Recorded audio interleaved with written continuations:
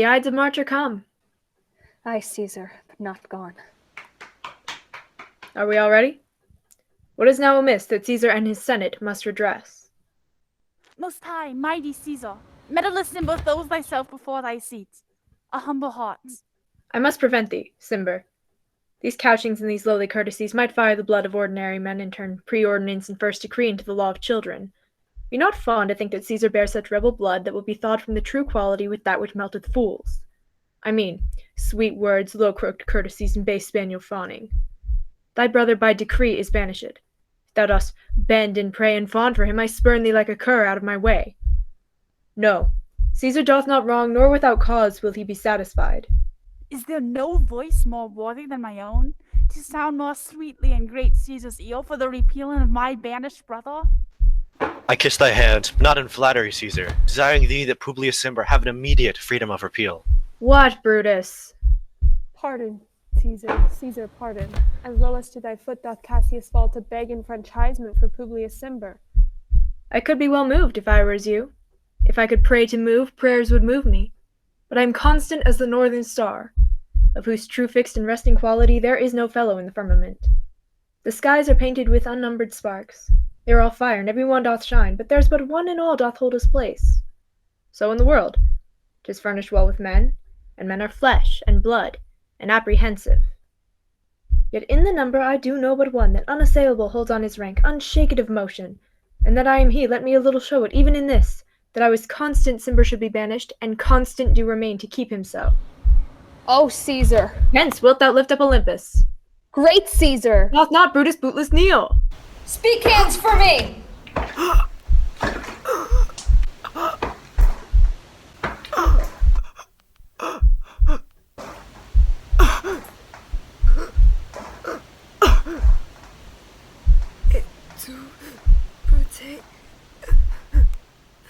Then fall, Caesar.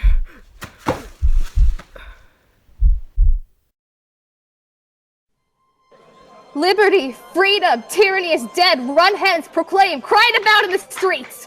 Some to the common pulpits and cry out, liberty, freedom, and enfranchisement. People and senators, be not affrighted, fly not, stand stiff. Ambition's debt is paid. Go to the pulpit, Brutus, and Cassius too. Where is Publius? Here, quite confounded with this mutiny. Stand fast together, lest some friend of Caesar should chant. Talk not of standing, Publius, good cheer.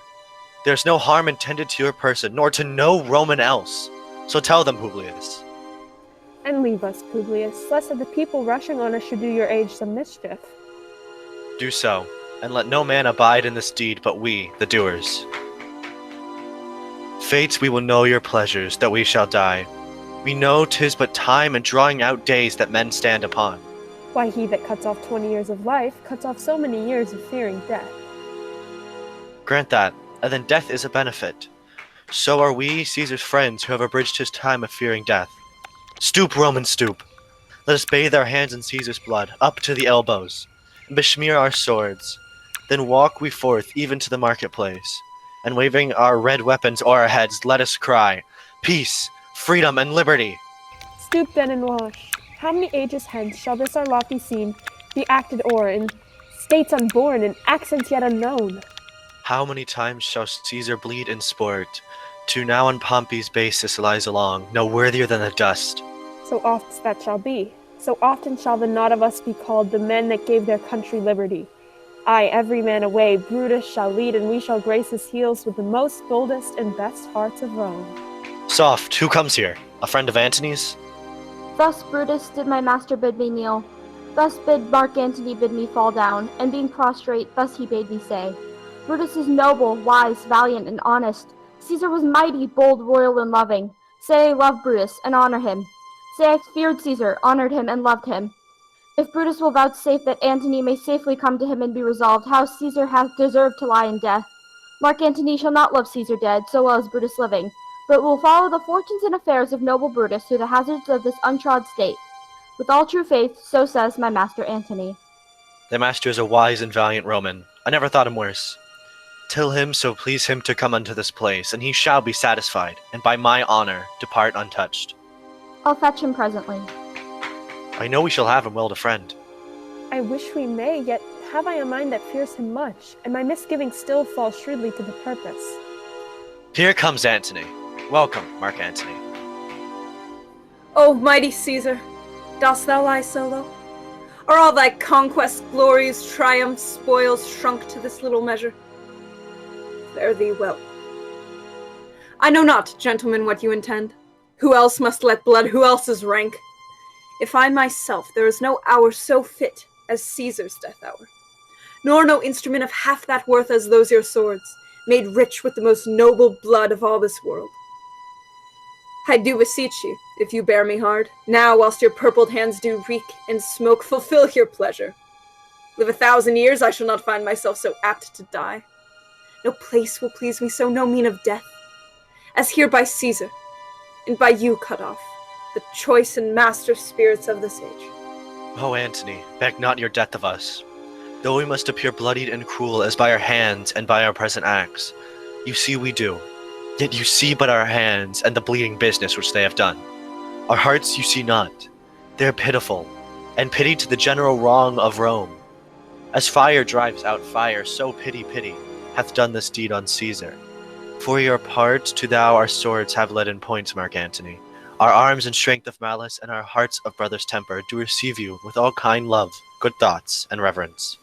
Your voice shall be as strong as any man's in the disposing of new dignities. Only be patient till we have appeared to the multitude, beside themselves with fear. And then we will deliver you the cause why I, that did love Caesar, when I struck him, have thus proceeded. I doubt not of your wisdom.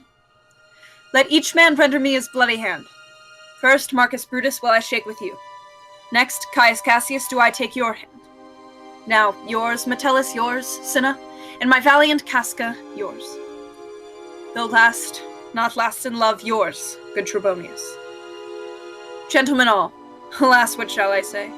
My credit now stands on such slippery ground that one of two bad ways you must conceit me, either a coward or a flatterer. That I did love thee, Caesar, oh, 'tis true. If then thy spirit look upon us now, shall it not grieve thee dearer than thy death to see thy Antony making his peace, shaking the bloody fingers of thy foes, most noble, in the presence of thy corse? Had I as many eyes as thou hast wounds, weeping as fast as they stream forth thy blood, it would become me better than to close in terms of friendship with thine enemies. Pardon me, Julius. Here wast thou bade, brave heart. Here didst thou fall, and here thy hunters stand, signed in thy spoil and crimsoned in thy lethe. O world, thou wast the forest to this heart, and this indeed, O world, the heart of thee. How like a deer strucken by many princes dost thou here lie. Mark Antony. Pardon me, Caius Cassius. The enemies of Caesar shall say this. Then in a friend it is called modesty. I blame you not for praising Caesar so, but what compact mean you to have with us? Will you be pricked in number of our friends, or shall we on and not depend on you? Therefore I took your hands, but was, indeed, swayed from the point by looking down on Caesar. Friends am I with you all, and love you all, upon this hope, that you shall give me reasons why and wherein Caesar was dangerous. Or elsewhere this is a savage spectacle. Our reasons are so full of good regard, that were you, Antony, son of Caesar, you should be satisfied. That's all I seek. And am moreover suitor that I may produce his body to the marketplace, and in the pulpit, as becomes a friend, speak in the order of his funeral. You shall, Mark Antony. Brutus, a word with you. You know not what you do. Do not consent that Antony speak in his funeral. Know you how much the people may be moved by that which you will utter? By your pardon, I will myself into the pulpit first, and show the reasons of our Caesar's death. What Mark Antony shall speak, I will protest he speaks by leave and by permission, and that we have content Caesar shall have all true rites and lawful ceremonies. It shall advantage us more than do us wrong. I know not what may fall. I like it not. Mark Antony, here, take you Caesar's body. You shall not in your funeral speech blame of us, but speak all good you can devise of Caesar, and say you do't by our permission, else shall you not have any hand all about his funeral, and shall speak the same pulpit whereto I am going to speak after my speech has ended. Be it so, I do desire no more. Prepare the body then, and follow us.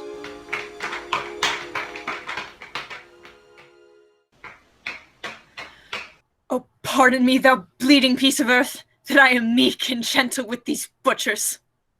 Thou art the ruins of the noblest man that ever lived in the tide of times.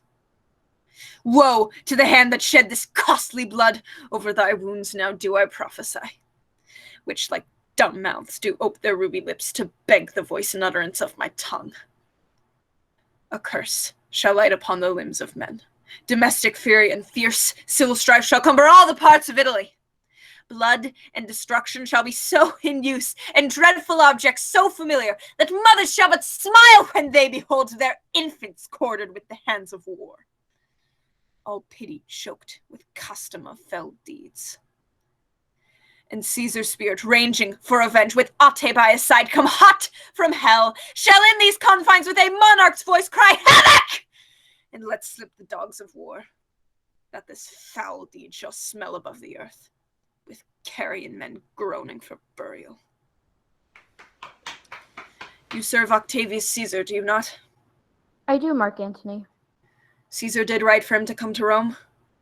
He did receive his letters and is coming, and bid me to say to you by word of mouth, "Oh, Caesar!" Thy heart is big. Get thee apart and weep. Passion, I see, is catching. For mine eyes, seeing those beads of sorrow stand in thine, began to water. Is thy master coming? He lies tonight within 7 leagues of Rome. Post back with speed, and tell him what hath chanced. Here is a mourning Rome, a dangerous Rome, no Rome of safety for Octavius yet. Hie hence, and tell him so. Yet, stay a while. Thou shalt not back till I have borne this corse into the marketplace.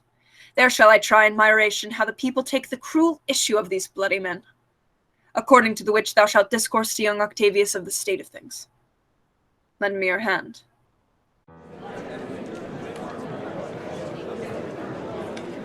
We will be satisfied. Let us be satisfied. Then follow me and give me audience, friends. Those that will hear me speak, let him stay. And those that will follow Cassius, go to him, and public regent shall be rendered of Caesar's death. I will hear Brutus speak. The noble Brutus is ascended. Silence! Be patient to the last. Romans, countrymen, and lovers, hear me for my cause and be silent that you may hear. Believe me for mine honor, and have respect for mine honor that you may believe.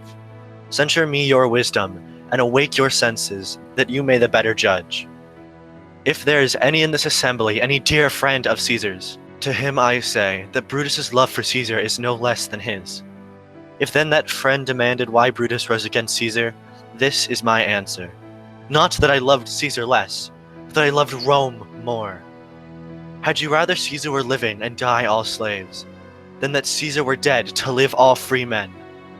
As Caesar loved me, I weep for him. And as he was fortunate, I rejoice at it. And as he was valiant, I honor him. But, as he was ambitious, I slew him. There is tears for his love, joy for his fortune, honor for his valor, and death for his ambition. Who is here so base that would be a bowman? If any speak for him, I have offended. Who here so rude that would not be a Roman? If any speak for him, I have offended. Who here so vile that would not love his country? If any speak for him, I have offended. I pause for reply. None, Brutus, none. Then none I have offended. I have done no more to Caesar than you shall do to Brutus. The question of his death is enrolled in the Capitol. His glory not exalted, wherein he was worthy, nor his offences enforced, for whence he suffered death. Here comes his body, mourned by Mark Antony, who though had no hand in his death, shall receive the benefit of his dying. A place in the commonwealth, as which of you shall not. With this I depart, that as I slew my best lover for the good of Rome, I have the same dagger for myself when it shall please my country to need my death. Live, Brutus! Live! Live! Bring him with triumph unto his house. Give him a statue with his ancestors. Let him be Caesar! Caesar's better parts shall be crowned in Brutus. We'll bring him to his house with shouts and clamors. My countrymen, Hey, silence! Brutus speaks. Haste ho! Good countrymen, let me depart alone, and for my sake stay here with Antony. Do grace to Caesar's corpse, and grace his speech, tending to Caesar's glories, which Mark Antony by our permission is allowed to make. I do entreat you, not a man depart, save I alone, till Antony has spoke. Stay, ho, and let us hear Mark Antony. Let him go into the public share. We'll hear him. Noble Antony, go up! For Brutus's sake, I am beholding to you. What does he say of Brutus? He says for Brutus's sake, he finds himself beholding to us all. 'Twas best he speak no harm of Brutus here. That Caesar was a tyrant. Nay, that's certain. We are blessed that Romans good thing. Peace. Let us hear what Antony can say. You gentle Romans. Peace! Ho! Let us hear him! Friends, Romans, countrymen, lend me your ears. I come to bury Caesar, not to praise him. The evil that men do lives after them, the good is often interred with their bones. So let it be with Caesar. The noble Brutus hath told you Caesar was ambitious. If it were so, it was a grievous fault, and grievously hath Caesar answered it. Here, under leave of Brutus and the rest, for Brutus is an honorable man, so are they all honorable men, come I to speak in Caesar's funeral. He was my friend, faithful and just to me. But Brutus says he was ambitious, and Brutus is an honorable man. He hath brought many captives home to Rome, whose ransoms did the general coffers fill. Did this in Caesar seem ambitious? When that the poor have cried, Caesar hath wept. Ambition should be made of sterner stuff. Yet, Brutus says he was ambitious, and Brutus is an honorable man. You all did see that on the Lupercal I thrice presented him a kingly crown, which he did thrice refuse. Was this ambition? Yet Brutus says he was ambitious, and sure he is an honorable man. I speak not to disprove what Brutus spoke, but here I am to speak what I do. You all did love him once, not without cause. What cause withholds you then to mourn for him? O judgment, thou art fled to brutish beasts, and men have lost their reason. Bear with me. My heart is in the coffin there with Caesar, and I must pause to let it come back to me. Methinks there is much reason in his sayings. If thou consider rightly of the matter, Caesar has had great wrong. Has he masters? I fear there will worse come in his place. Mark ye his words. He would not take the crown. Therefore, 'tis certain he was not ambitious. If it be found so, some will dear abide it. Poor soul, his eyes are red as fire with weeping. He's not a nobler man in Rome than Antony. Now mark him, he begins to speak again. But yesterday the word of Caesar might have stood against the world. Now lies he there, and none so poor to do him reverence. Oh, masters, if I were disposed to stir your hearts and minds to mutiny and rage, I should do Brutus wrong, and Cassius wrong, who, you all know, are honorable men. I will not do them wrong. I rather choose to wrong the dead, to wrong myself and you, than I will wrong such honorable men. But here's a parchment with the seal of Caesar. I found it in his closet, 'tis his will. Let but the commons hear this testament, which, pardon me, I do not mean to read. And they would go and kiss dead Caesar's wounds, and dip their napkins in his sacred blood, yea, beg a hair of him from memory, and dying mention it within their wills, bequeathing it as a rich legacy unto their issue. We'll hear the will. Read it, Mark Antony. The will! We will hear Caesar's will. Have patience, gentle friends. I must not read it. It is not meet you know how Caesar loved you. You are not wood, you are not stones, but men. And being men, bearing the will of Caesar, it will inflame you, it will make you mad. 'Tis good you know not that you are his heirs. For, if you should, oh, what would come of it? Read the will! We'll hear it, Antony. You shall read us the will, Caesar's will. Will you be patient? Will you stay a while? I've overshot myself to tell you of it.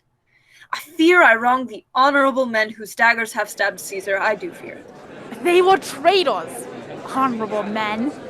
The will.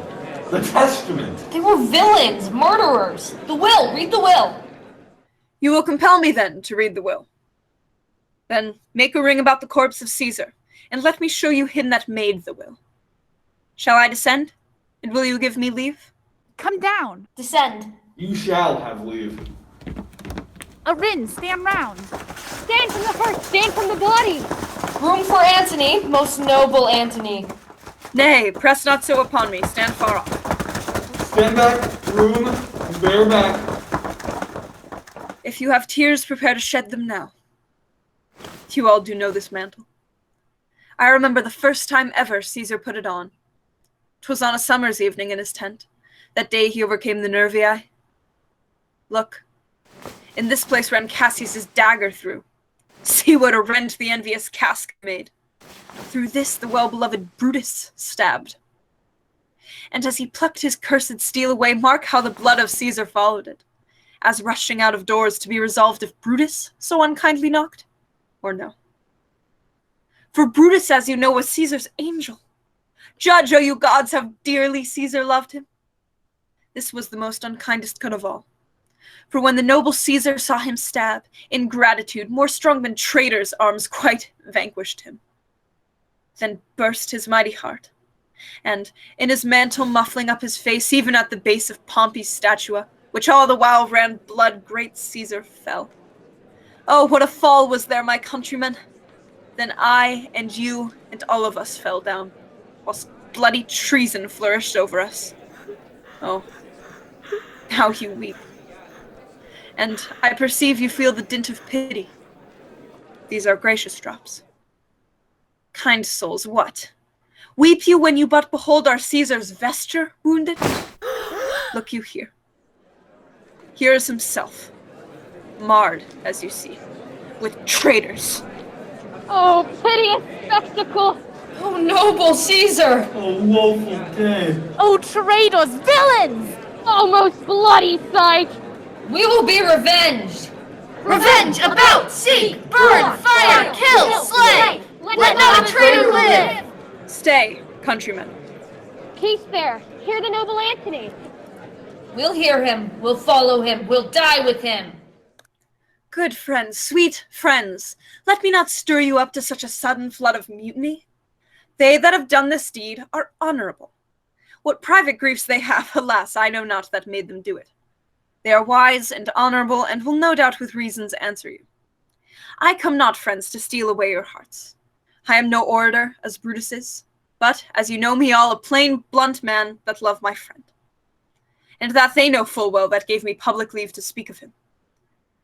For I have neither wit nor words nor worth, action nor utterance nor the power of speech to stir men's blood. I only speak right on. I tell you that which you yourselves do know. Show you sweet Caesar's wounds, poor, dumb mouths, and bid them speak for me. But were I Brutus, and Brutus Antony, there an Antony would ruffle up your spirits and put a tongue in every wound of Caesar, that should move the stones of Rome to rise and mutiny. We'll mutiny. We'll burn the house of Brutus! Away then, come, seek the conspirators. Yet hear me, countrymen, yet hear me speak. Peace, ho! Hear Antony, most noble Antony! Why, friends, you go to do you know not what. Wherein hath Caesar thus deserved your loves? Alas, you know not. I must tell you then. You have forgot the will I told you of. Most true, the will! Let's stay and hear the will! Here is the will, and under Caesar's seal, to every Roman citizen he gives, to every several man, 75 drachmas. Most noble Caesar! We'll revenge his death! Oh, royal Caesar! Hear me with patience. Peace, ho! Moreover, he hath left you all his walks, his private arbors and new planted orchards on this side Tiber. He hath left them you, and to your heirs forever, common pleasures to walk abroad and recreate yourselves. Here was a Caesar. When comes such another? Never, never! Come away, away! We'll burn his body in the holy place, and with the branches fire the traitors' houses. Take up the body. Go, fetch fire! Plug down benches. Pluck down forms, windows, anything! Now let it work. Mischief thou art afoot. Take thou what course thou wilt. How now, fellow? Sir, Octavius has already come to Rome. Where is he? He and Lepidus are at Caesar's house. And thither will I straight to visit him. He comes upon a wish. Fortune is merry, and in this mood will give us anything. I heard him say Brutus and Cassius are rid like madmen through the gates of Rome. Belike they had some notice of the people, how I had moved them. Bring me to Octavius.